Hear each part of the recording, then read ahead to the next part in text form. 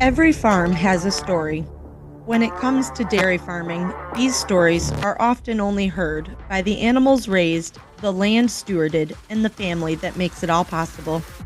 Join me, Dairy Gal Val, as I interview individuals from across the dairy industry, both within the United States and across the globe, discussing topics like farm management, the food industry, ag business and technology, and most importantly, their farm story. This is the Dairy Hour Podcast. Hello, everyone. Welcome to today's episode of the Dairy Hour Podcast. I am your host, Dairy Gal Val. This episode is brought to you by Down to Earth Jewelry, a small business in upstate New York owned by Chris, a mom that is passionate about our earth and, of course, agriculture. Check out her beautiful copper and turquoise creations and maybe do some Christmas shopping while you're at it. I did, in fact, just buy a couple things from Chris, got them really quickly in the mail, and they are absolutely stunning. Might have bought a couple for other people and a couple for myself while I was at it because why not? So you can check her out at downtoearthjewelry.myNNY.biz or check her out on Facebook or Instagram. I am joined today on the podcast by the one and only Jenna Howlett, Miss Vermont USA. How are you? I'm good. How are you? Good. If you're listening to this and not watching it on YouTube, Jenna is wearing her crown, and I told her earlier I feel frumpy because I do not have a crown. Like, I should have just broke out a crown for fun so that I didn't feel left out, but that's okay. And What's that? I can send you one. Yes. I mean, I could probably break out my old Dairy Princess crowns from, way too long ago, but I guess we'll let you live in your glory with your beautiful crown on today. So Jenna, I don't know if you want to kind of start off by telling everyone a little bit about yourself. Yeah, so I am the youngest of 5 daughters, and I am fourth generation dairy farmer. My family's farm is called Champlain Side Farm, and it's in Bridport, Vermont. And so I've grown up my whole life on the same street right across from the farm. And it's just been a pleasure getting to see the dairy industry living on Lake Champlain and meeting all sorts of wonderful people. And I'm also a hairstylist. I work in Middlebury at a salon called Parlor, and that's what I do full time. Very cool. And shameless plug, your family is also a Cabot dairy farmer like myself. So 3 cheers for Cabot, eat all the Cabot cheese and all the other delicious Cabot goods. Shameless plug on that. So I don't know a ton about becoming Miss Vermont USA. Do you want to kind of start with like when you got crowned and what kind of things you do as Miss Vermont USA?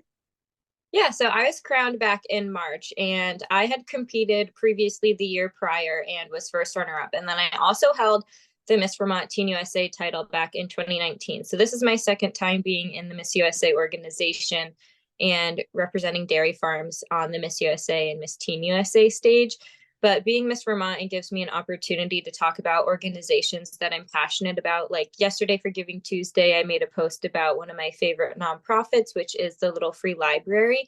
But I also get to film for the community calendar for Local 44, which is a lot of fun. And it's really nerve-wracking standing in front of a screen and they're like, this is what you say. And luckily I don't have to read off one of those teleprompters because I think I would just stumble over myself.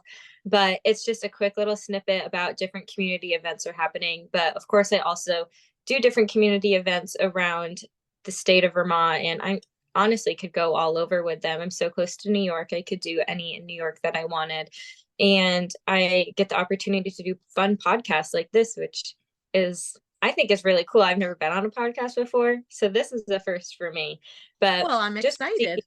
Getting myself out there, educating people about my platform and educating people about what the Miss USA system is all about.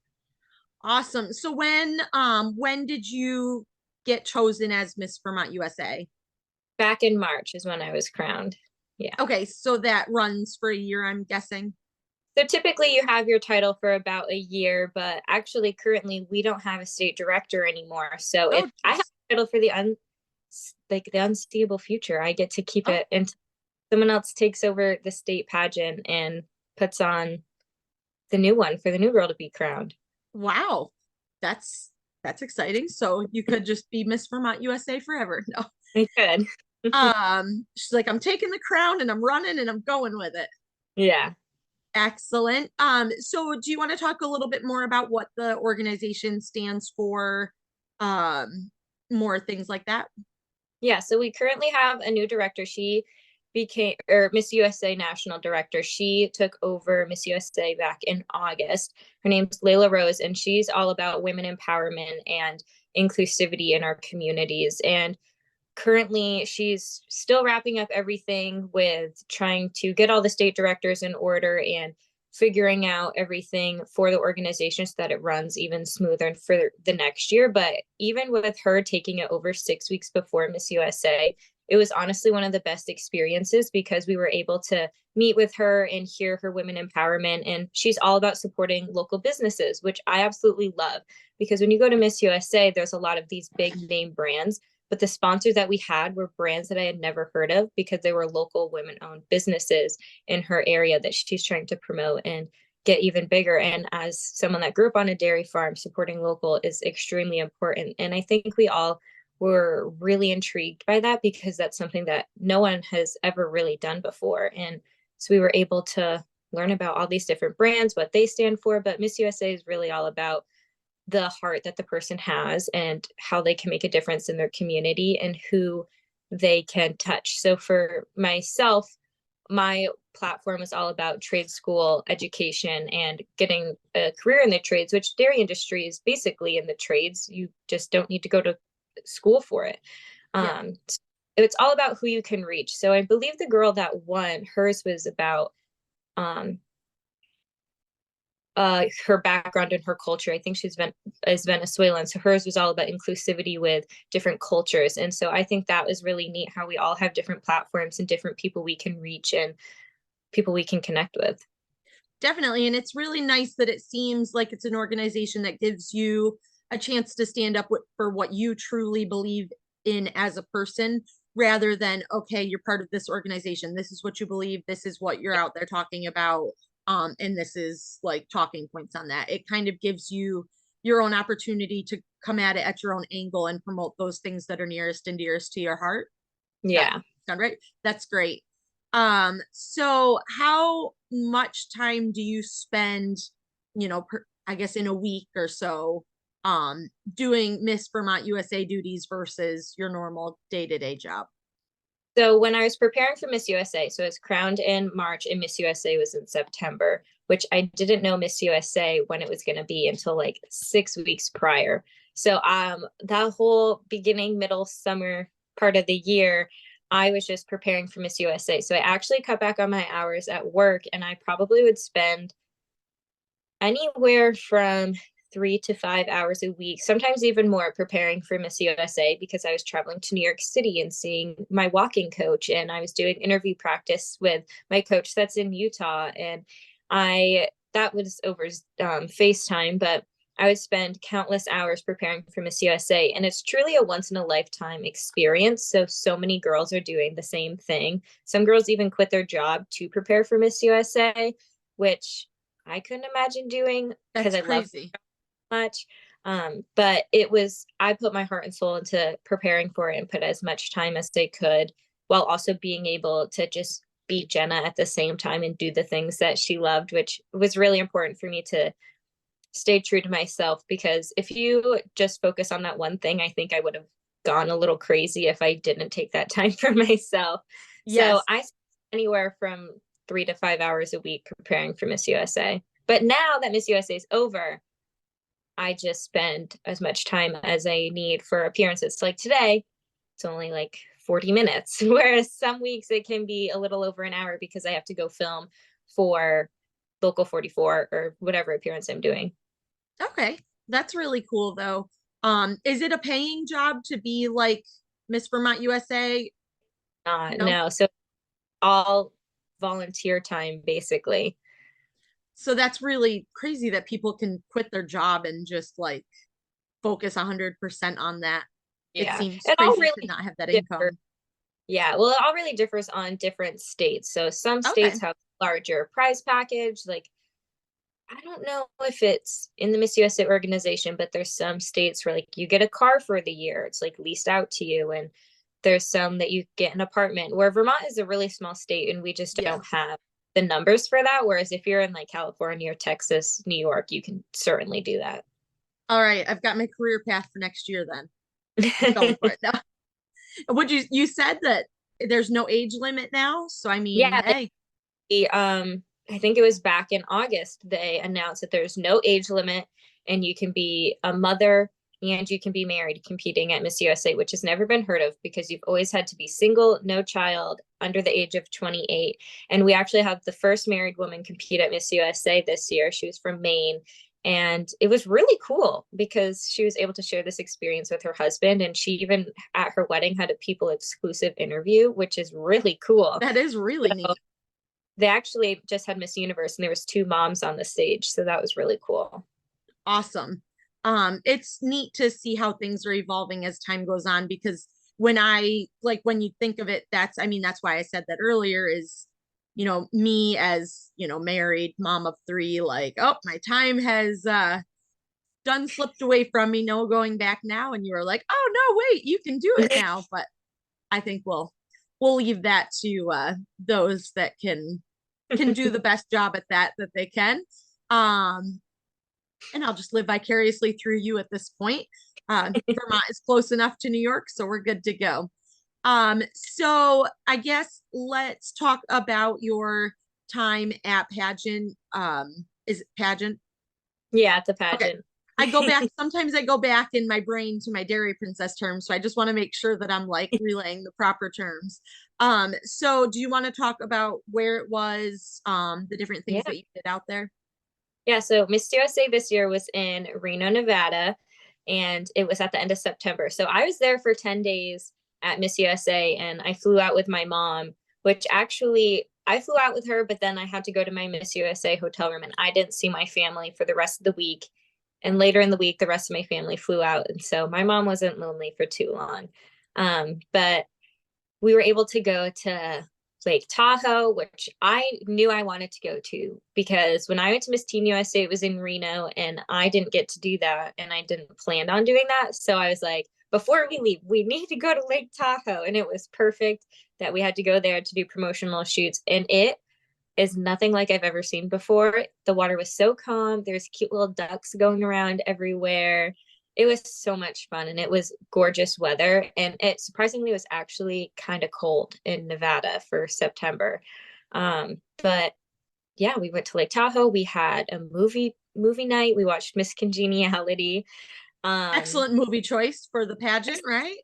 it really is. And we had a bowling party because there was a bowling alley in the hotel. We did a lot of promotional shoots, so that was a lot of fun. We had a photo shoot with um, our swimsuit sponsor, and we were able to do promotional shoots for our opening number sponsor. And so we were just really pumping up the people that were sponsoring the whole week and making it go by smoothly and making it a great experience for us. And it was really nice being able to be with such an amazing group of people. And of course, Miss USA came and went in the blink of an eye. And it was crazy because before I got there, my mom and I were like, oh my gosh, it's here. And like next week, it's going to be over. And it's the last 10 years of preparing for Miss USA have just came and went like in the blink of an eye. And it was crazy. And it was kind of stressful, but it was a lot of fun. And I went in with the mindset of I'm here to have fun and I'm here to live through this experience. And it was great. And we had a state costume night. And so I did a Cabot little plug for that. And so I dressed up as a snowboarder and I had the Cabot Burton snowboard as my state costume. And so that was really fun. That's awesome. That's the butterboard, correct? Yeah. Yeah.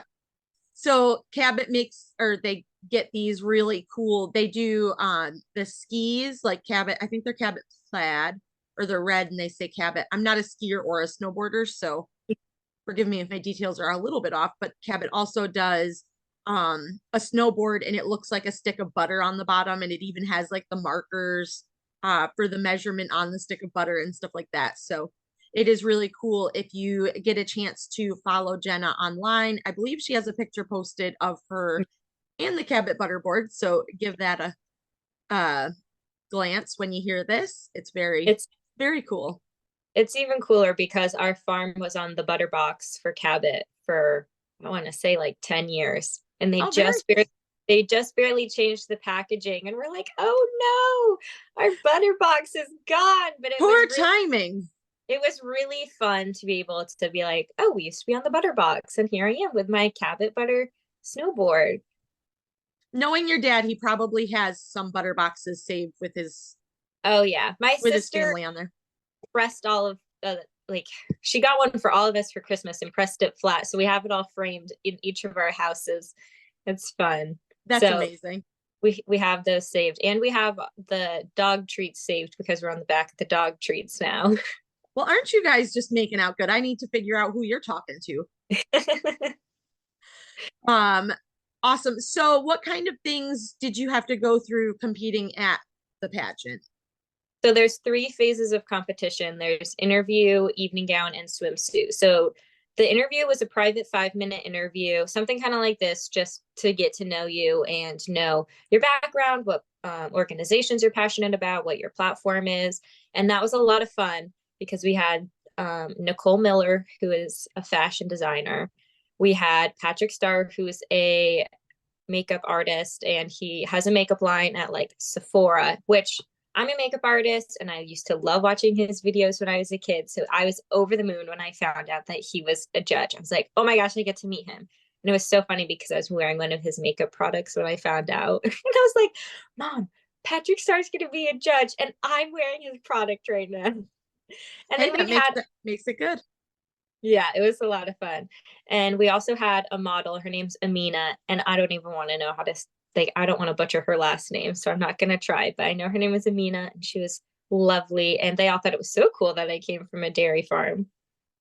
Well, I'm sure that that's not something that they come across very often is someone coming to the Miss USA pageant like, oh, I'm a dairy farmer's daughter. Like, I've been on the box of butter for Cabot for years and all that stuff. So that is probably pretty fascinating for people like them who don't really have that connection to agriculture.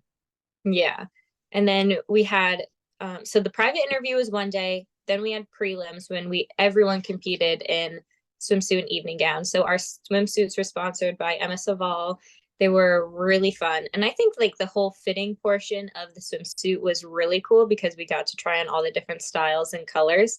And then we had evening gown, and my dress was sponsored by by Giovanni and Henry's Cloud Nine, which is in Ohio.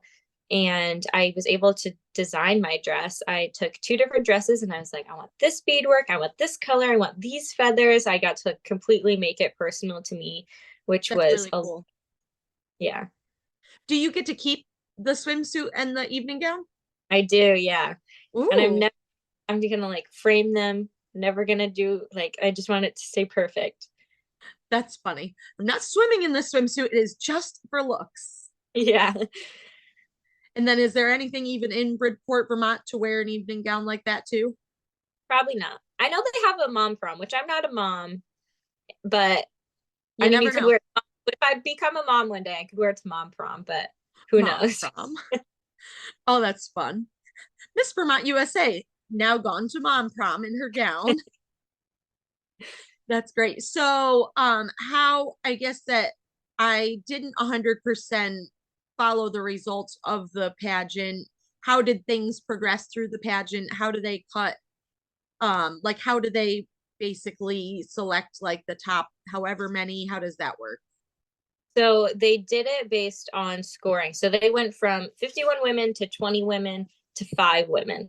So it was 50% of your score is interview, and then the other 50% is half interview, half swimsuit, half evening gown.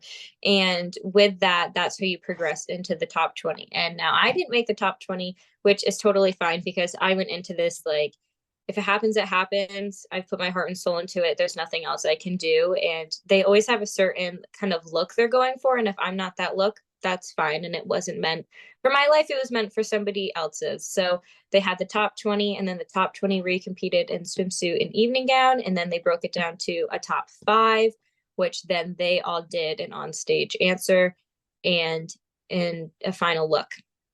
Okay.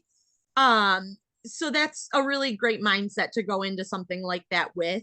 And it is, I mean, just I guess from an outsider's perspective, it's got to be just so neat to have the experience in general and just go to get to meet all of those great girls from all over the country.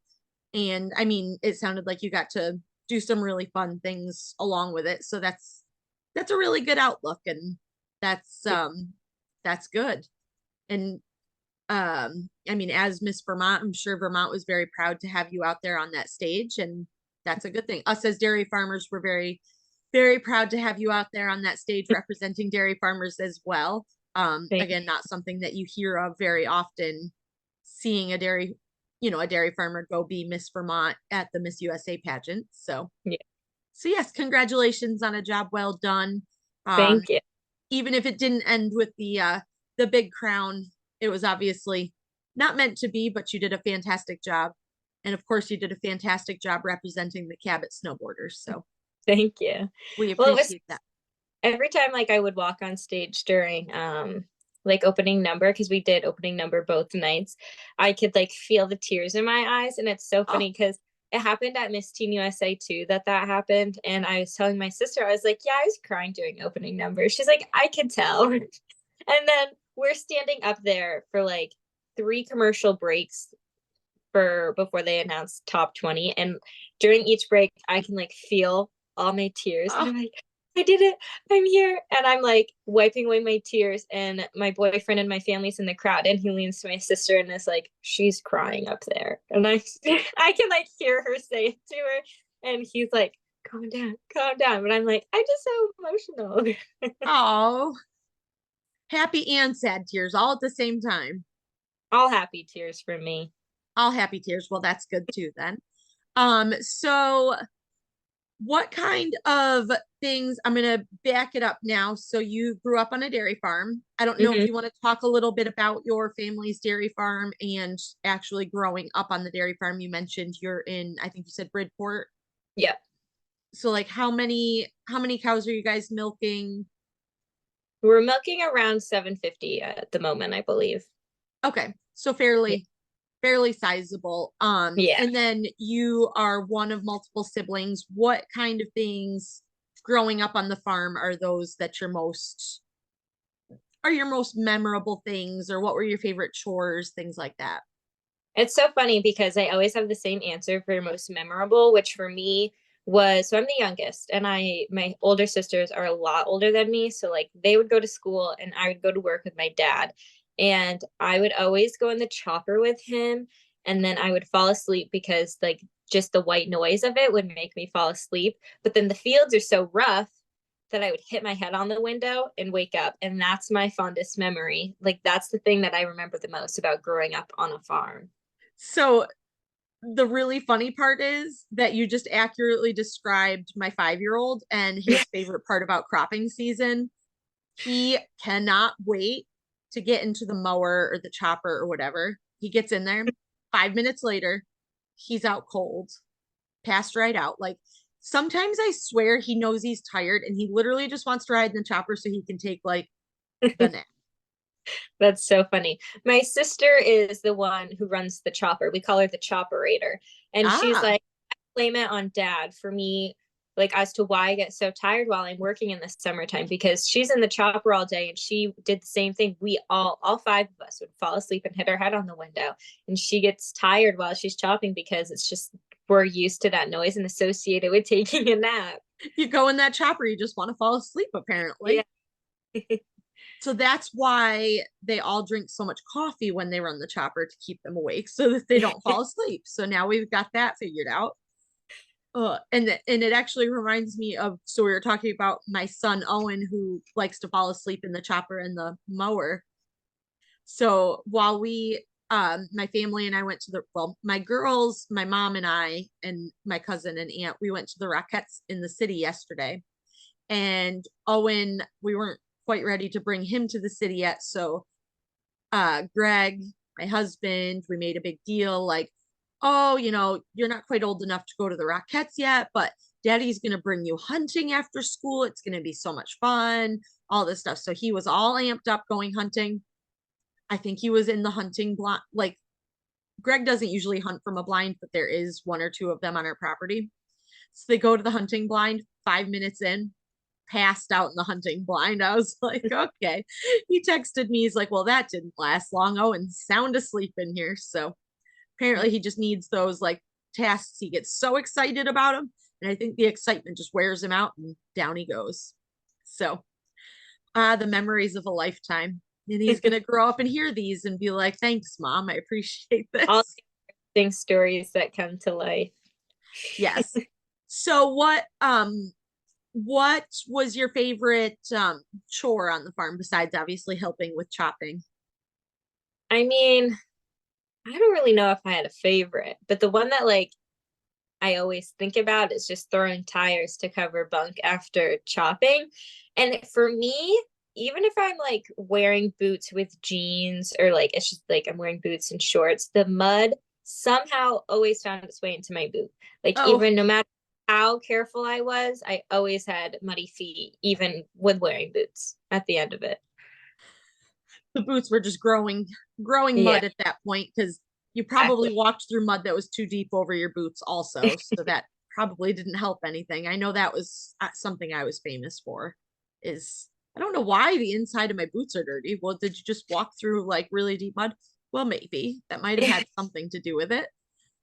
Oh goodness. And then so when did you know? I mean, obviously you're a huge supporter of agriculture, but you're not involved day to day on the farm. Mhm. How old were you when you kind of figured out that, you were looking to go in more of a hairstylist, that kind of thing, type career rather than, go back to the family farm? Or was there not a spot for you or So I was never consistently working on the farm as a kid or like going with my dad as much as my sister Christina or Ashley did because they're the ones. Christina works on the farm full time, and then Ashley is the CFO for the farm. And so she works remotely, but she does help out on the farm when she's home in the summertime. And for me, I just was never constantly there. And honestly, I was more hanging out with my mom when I was a kid and running around to like hockey games and everybody's sports because I was so much younger than them. And I think for me, not consistently being on the farm all the time kind of played a factor. But when I was 15, I got my first show cow. So I did Pee Wee when I was a kid, took a really long break until I was like 15 or 16. And then I got back into showing. So I got a show cow when I was 15, and it was the constant like getting up at 6 a.m. to feed my cow. And then I was also helping Christina with calf chores, and then I was packing bunk in the afternoon. And I was really all over the farm when I was 15. And I'm not gonna lie, I only worked on the farm when I was 15 so that I could buy myself a Louis Vuitton bag at the end of the summer. And I think it's just that moment. It's like, yeah, she's not going to be a dairy farmer when she's older. She's only working so she can buy herself something nice. And it was a good reward. And I still use the bag all the time now that I'm 21. But I think after that, I was like, yeah, it was nice. And it's nice having my dad as my boss because I can just be like, I can't come to work today. I got something else to do. And that was nice having that leniency. But when I turned 16, I worked in Middlebury, which is where I went to high school. And that was like kind of an awakening, like, okay, so this is what it's like to have someone that's not your dad be your boss. yep. And that was a nice experience. But I was also working in the food industry, and that wasn't it for me. But the turning point for me to be working in the hair industry and to become an esthetician was during COVID. I'm sure everybody got hooked to TikTok like I did. And I was constantly watching videos on different skincare routines and like different ingredients and learning about how to properly take care of your skin. And so that's when I was like, oh my gosh, I think I want to do this. And so at the time I was in college. I was my senior year of high school, but I was attending Castleton University doing early college. And so I was like, I'll go another year and I'll sit on this and I'll think about it. So I continued a second year of college. And then during that second year, I was like, yeah, I think I really want to do skin, like learn about skin, become an esthetician, do facials. I think that'd be a lot of fun. And so I took a semester off and went to aesthetic school at O'Brien's Aveda Institute in Williston, Vermont. And while I was there is when I got intrigued to hair, because I never thought I wanted to be a hairstylist Okay. until I went to aesthetic school.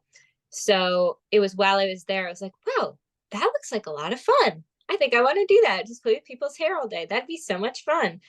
And then I finished aesthetic school and went straight into cosmetology school while also completing my degree. I had then transferred to the Community College of Vermont, but I was in hair school, aesthetic school, and going to college all at the same time while working. I had a lot on my plate. So that Well, was you when I got just, through it.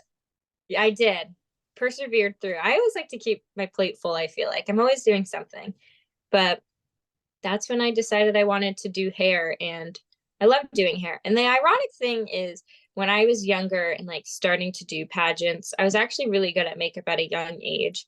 And people were like, you need to do hair and you need to become a makeup artist. I'm like, no, that's my fun thing I do for myself. I'm not going to do that as a career. And then here I am. I'm a makeup artist and hairstylist, do makeup Perfect. at summer, and the rest is history. Awesome. Well, that's a neat way to kind of get into it. At what age did you start doing pageants? I was 11. Okay. So oldest sister, my oldest sister Ashley and my second oldest sister Rachel competed in a pageant when I was like 9, I want to say. And I was like, wow, that looks like a lot of fun. And so then Rachel was doing another one, and I begged my mom and dad to let me do it. And I'm glad I was the one that brought it up versus being forced to do it, because a lot of the times there's Mhm. children are like their parents are signing them up for pageants and they actually end up not enjoying it. And I really enjoyed it because I'm the one that wanted to do it and boost my self-confidence, because I was actually bullied a lot when I was younger, and that was kind of my way for me to build my self-confidence and kind of travel the country too and meet new people. That's awesome. Now, how did you, I don't know as if it's the normal family dynamic that a kid would just be like, I think I want to do pageants. Like, so your older sisters had done it, but like, was it their idea to start that? Or did your So mom or your dad who kind of so when Rachel was 15, I want to say, our neighbor, I say neighbor, but they're like up the road. the Um, Vermont neighbor? Yep. yeah, she was Miss Vermont's outstanding teen. She actually grew up on a farm as well. And she was giving up her title because you have to give it up after a year. And she was like, Rachel, you need to do this. And so that's how Rachel started doing pageants. And then she signed up for another one. Somebody told Ashley she couldn't win a pageant. So Ashley signed up for it and they both won because they were in different divisions. So it just kind of started with our neighbor telling Rachel she needed to compete in a pageant, and the rest is history. Well, that's good. But you're the only one that became Miss Vermont USA, right? Yep. Perfect. See? She's like, all right, you guys started it. I'm finishing it. You guys start the race. I'll Yeah. finish it. I'm always like, you, you do it, but I'll do it better. The little sister syndrome. I've got this. Yeah. You pave the, you knock them all down. I'll win the race. It's fine. Yeah. I Because like it. Rachel did pageants for a number of years, but I'm the one that consistently did it year after year for 10 years. And so I would say she did them, but I really did them. She did them. I did them better. You can Yeah. say it. It's fine. Yeah. How mad can she get when she listens to this, right? I don't think very mad. But she was the one that I was like, I was crying on stage. She was like, yeah, I could tell I was crying too, because we were all like, oh my gosh, I'm here. Oh my gosh, Jenna's here. She did it. It was like it was a super emotional week altogether. That's awesome. That's so great that you've gotten to have that experience. And it's just funny just knowing where you're from in Vermont. It's just funny that there's like even pageants near I, where you're from in Vermont. I'm like middle Um, of nowhere. I say I'm from Bridport. Everyone's like, where? Hour south of I Burlington. do actually know where Bridport is, but I mean all that it's just there's like the one main road. And I Yeah. don't even know, do you guys have a stoplight or is that your neighboring town? A blinking stoplight. Yep. Sorry, a flashing one, not even a real Yeah. true. Yep. Yeah. Corner store and that's it. Pretty much. I I think love it. there's two. There's Oh, one. two corner stores. There's well, no, there's only one corner store, Okay. but like where Pratt's General Stores is, there's this blinking light, but then like the quarter mile up the road, there's another one. Ah, perfect. All right. So there's options now. Yeah. Very big things, big things. Oh Yeah. gosh, that's funny. So, I like to end the podcast with a fun little um some impromptu questions. So, you said you've traveled around a little bit at this point. Where's the favorite place that you have been so far? Pageant travel so far, Any or travel? anywhere. I would say Europe. I went on a cruise last year as a Ooh. cosmetology and college graduation gift to myself. And I said, I'm going on a cruise. And so I went around Spain, France, and Italy. And I Ooh. need to go back and spend more time in each place because it was so much fun. All right, sign me up. I'm coming. Okay, so what is your, besides ones that you've been to, where is your bucket list place to go? Dubai and Oh, Paris. It's a tie. My bedroom, which I don't live at home anymore, but I'm at my parents' house right now. I'm in my old bedroom, which I have like my old pageant dress behind me on ooh. a it's Paris themed. Like there's two Eiffel Towers in here, maybe more hiding. I don't know. And there's like a world map over there. I'm big into travel. And so I need to go to Paris because it's just my whole bedroom is Paris themed right now. And it's my dream to go. And I love fashion and I love Disney World. And there's a Disney World in Paris. And I just need to go and experience it. And I keep saying, oh, I'm going to go to Paris for my 25th birthday. I think that'd be a lot of fun. So I have time to plan that because that's in Perfect. 4 years, which actually my sister's going to Paris next month. And I'm very jealous. Yeah. I want to go in her suitcase. I But was I gonna also say, just tell her, hey, I'm tagging along. Like, Yeah.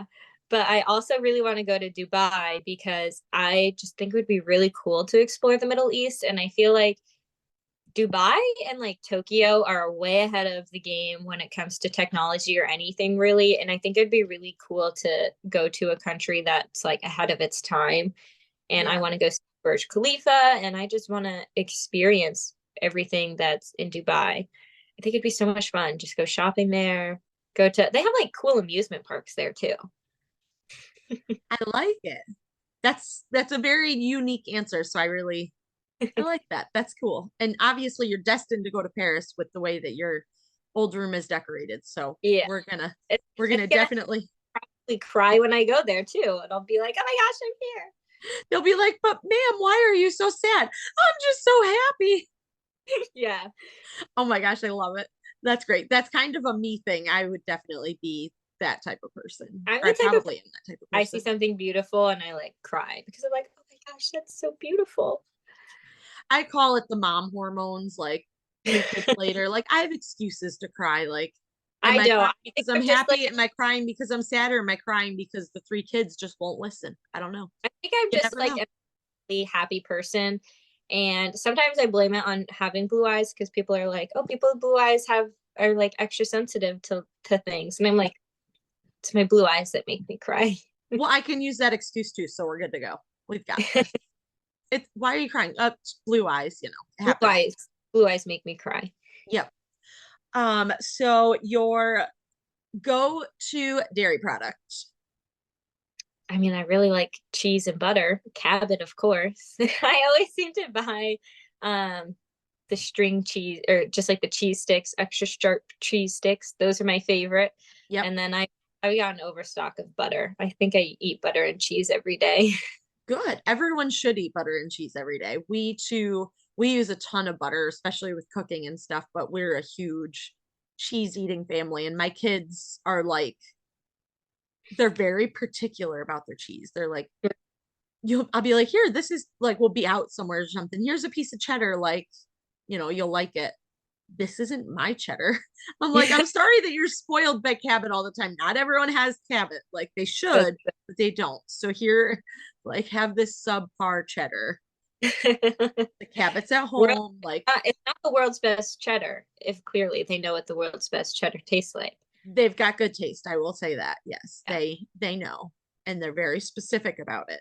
So, or I've also taught them, especially with Christmas and like the black and red plaid going on all over, and they now affectionately call, oh, Cabot plaid. Oh, Cabot I think plaid. it is. When I got that snowboard to bring to Reno, I borrowed it from Nick Manigan, and he was like, I'm going to find a red and black plaid stomp pad for you to put on it, which I didn't end up putting on it because it would have covered up the design. But he was so determined. He was like, it needs to be plaid and black, red and plaid black. And then he was like, I've got these red and plaid darn tough socks. Do you think that would go with it? And I'm like, it would be covered up by my snow boots. I don't need them. But I can wear them, but if you associate, if you love Cabot, red and black plaid, Cabot all the way. It's Cabot plaid. That's what it's It called really now. is. We need to trademark that. Yeah. But yes, so my kids will be in the store and they'll be like, oh, Mom, you need that. It's Cabot plaid. And I'm like, yes, yes, I do. So that's my new thing is gnomes, like the Christmas really? cute little gnomes. But I have found two now that have Cabot plaid hats. So so they make out good. And my kids just think that's the coolest thing. And coffee, iced or hot?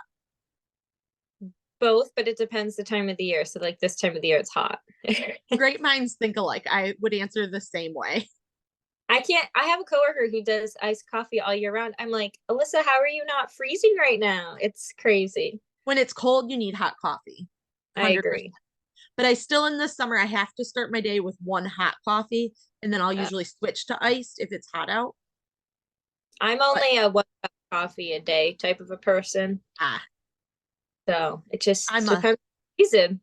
I'm a large amounts of coffee all day, every day person. So that's how I do what I do. As one of my friends was like, how do you do everything? I was like, coffee. It like pretty much runs. That was me while I was at Miss USA. Like they would give us our food or like they'll put out the breakfast buffet and then be the coffee bar. And then they would take the coffee bar away until lunch came back. And we'd be like, where'd all the coffee go? Because we all were like living off of coffee that week because we were just having so much fun and not sleeping. Yeah. No, I would be devastated if they took the coffee bar away. That would definitely be that would be terrible. Terrible to think of. I lied. One last question. Okay. Favorite kind of favorite like flavor of ice cream? Chocolate. I'm always a chocolate creamy gal. Oh, yes. So for those of you that don't know about Vermont, they refer to their soft ice cream as creamies. It's the best. I get a baby chocolate with rainbow sprinkles and a cone dish every time. Whenever my dad's like, what do you want for ice cream? I say that extremely fast and he knows what I need. He knows what you want. I always go, baby chocolate, rainbow sprinkle, cone dish. That's what I say. Perfect. He shouldn't even have to ask at this point. I know. It's the same. It's been the same for the last 21 years of my life. That's awesome. Jenna, if people want to follow along with your journey, where can they find you? So on Instagram, it's at Miss VT USA, and that's the same for Twitter and Snapchat and TikTok. And then on Facebook, it's Miss Vermont USA. Awesome. And I will link those in the show notes. Jenna, thank you so much for joining us today. It was absolutely so much fun to learn all about the Miss USA organization and you being Miss Vermont USA. Thank you for making us dairy farmers and especially us Cabot dairy farmers very proud. We appreciate that. Any parting words? I just want to say thank you for letting me have this experience. It's so much fun. And it's crazy how small yet large our dairy industry is, just like the connections that you make through it. So I really appreciate everyone's support throughout my journey as Miss Vermont USA. And there's more to come for sure. Awesome. Well, we'll be watching. Thank you so much again for joining us today. Don't forget to check out our episode sponsor, Down to Earth Jewelry. Get yourself some beautiful things for the holidays and maybe even share the love and get your friends and family some beautiful things for the holidays. We will talk to you soon. Have a great day. Thank you so much for listening to today's podcast. Please be sure to subscribe to be notified of future episodes and leave a review. You can find me on most social media platforms at Dairy Gal Val or online at dairygalval.com. Thank you so much for coming to the Dairy Hour.